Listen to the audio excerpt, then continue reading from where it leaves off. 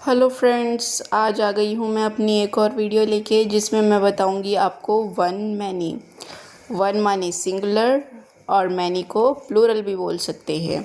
तो सबसे पहले हम जानते हैं इसमें नाउन क्या होता है। आपने छोटी क्लासेस में पढ़ा होगा कि नाउन किसी भी आदमी का, जगह का या कुछ भी थिंग हो, कुछ भी सामान हो, उसका नाम।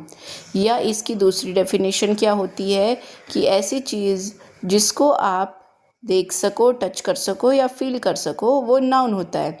जैसे किसी पर्सन का नेम, जैसे राम, तो राम क्या हो गया, उसका नाम नाउन।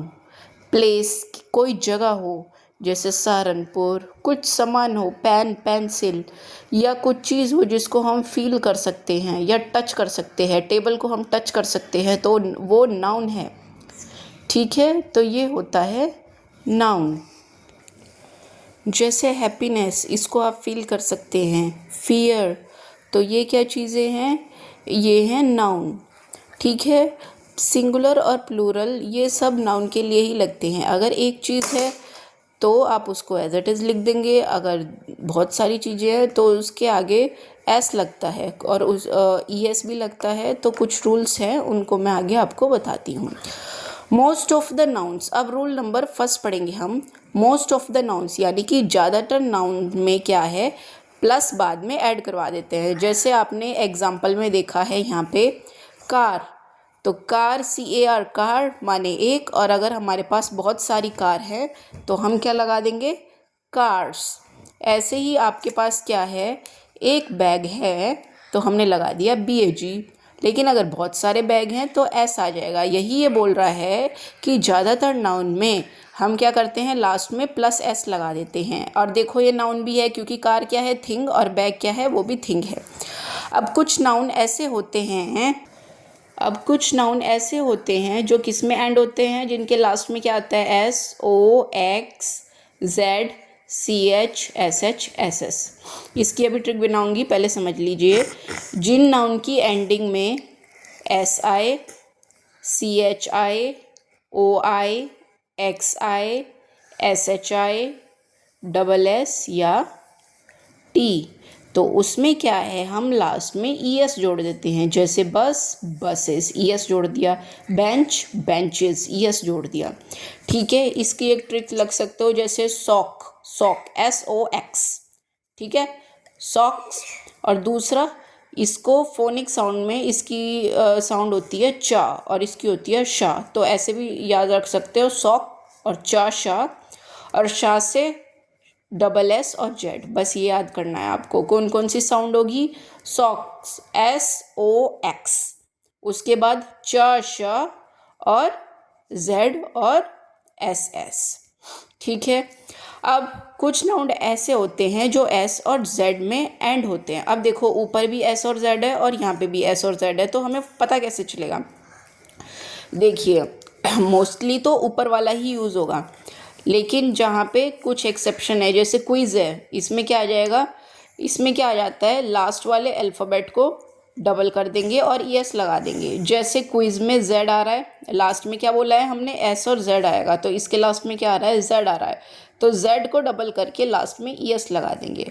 ऐसे ही फेज़ है, इसको Z को डबल करके लास्ट में ES लगा दिया। ठीक है, ये आपको समझ में आ गया। अब क्या है, देखो अब ये पता कैसे चलेगा कि कौन से में ES लगाना है, कौन से में लास्ट वाला अल्फ़ाबेट डबल करके ES लगाना है। देखो सिंपल सी एक बात है, Z को देखो, वैसे तो जैसे क्विज़ अगर आप बोलोगे और Z के डायरेक्ट बाद ES लगा दोगे तो इसमें आप बोल के देखना क्या निकलेगा, क्विज़, यानी कि आई की साउंड ज़्यादा आएगी। जैसे इस वजह से क्या है, जो आई की साउंड है वो ज़्यादा ना खींचे, इस वजह से यहाँ पे क्या है, Z को डबल करके ES लगा देते हैं, जिससे कि कॉन्सोनेंट साउंड भी आए, क्विज़। वैसे ही अगर आपको समझ में आ गया तो ठीक है, नहीं तो नॉर्मल ये कुछ ऐसे वर्ड्स होते हैं जो आप आगे पढ़ोगे तो आपको समझ में आ जाएगा, बाकी मोस्टली में ES ही आएगा। अच्छा, कुछ वर्ड ऐसे होते हैं जिनमें लास्ट में क्या आता है, F और FE, तो F और FE किस में चेंज हो जाएंगे, ES में। जैसे हमारा आता है काफ, काफ माने बछड़ा, ऐसे ही हाफ और स्काफ। तो ये जो एफ है इसको हमने VES में चेंज कर दिया। जैसे काफ का क्या हो जाएगा, काव्स, हाफ का हाफ्स, काफ का स्काफ्स। समझ में आ गया यहाँ तक। एक लास्ट है noun ending in vowel plus Y. अब देखो कुछ ऐसे वर्ड्स होते हैं जिनमें क्या है, लास्ट में तो वाई आएगा, लास्ट में वाई आएगा, लेकिन उससे पहले कोई वोवल आ जाएगा। ठीक है, जैसे यहाँ पे भी लास्ट में वाई आ रहा है, उससे पहले वोवल आ रहा है, यहाँ पे भी लास्ट में वाई है, उससे पहले क्या है, ए है। तो ये क्या है, वोवल के बाद वाई आ रहा है, तो उसमें क्या है, सिंपली एस लग जाएगा लास्ट में। समझ में आ गया आपको। ये सारे रूल्स है, अगर आपको स्क्रीनशॉट लेना है तो आप ले सकते हैं। अच्छा, इसके बाद 2 रूल्स हो रहे हैं। Noun ending in consonant plus Y. अब अगर किसी नाउन में लास्ट में वाई आए लेकिन उससे पहले वोवल ना आके कॉन्सोनेंट आ जाए, तो ये जो लास्ट का वाई है ये IES में चेंज हो जाएगा। जैसे बेबी, बेबीज, बैरी, बैरीज। अब एक है ये नाउन जो एंड हो रहे हैं US से, वो क्या है, USI में चेंज हो जाएगा। जैसे फंगस, ठीक है, तो जो US है उसे हटा के हमने क्या लगा दिया, आई, फंगाई।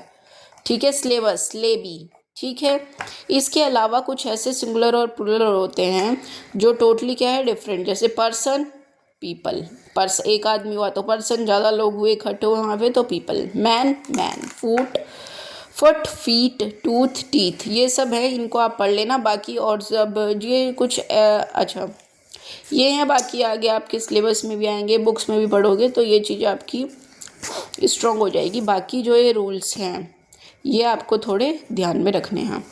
उसके बाद कुछ नाउन ऐसे होते हैं जो सिंगुलर और प्लूरल में सेम होते हैं। जैसे sheep, sheep, deer, deer, fish. अब देखो फिश को कई बार हम फिशेस भी लिख सकते हैं और फिश भी। अब कैसे लिख सकते हैं, मान लीजिए एक पॉन्ड है, ठीक है, उसमें एक ही तरह की बहुत सारी फिशेस हैं, उसमें एक तरह की बहुत सारी फ़िश है, तो वहाँ पे आप फ़िश यूज़ करोगे, क्योंकि वहाँ पे एक ही फ़िश तो बहुत सारी है लेकिन है कितनी, एक तरह की। लेकिन अगर उस पॉन्ड में अलग अलग तरह की फ़िश है, मान लो कैट फ़िश आ गई, ट्यूना फ़िश आ गई और स्टार फिश आ गई, यानी कि वहाँ पे क्या हो गई, डाइवर्सिटी होगी ना फ़िशेज़ की, तो वहाँ पर हम फ़िशेज़ यूज़ करेंगे। समझ में आ गया।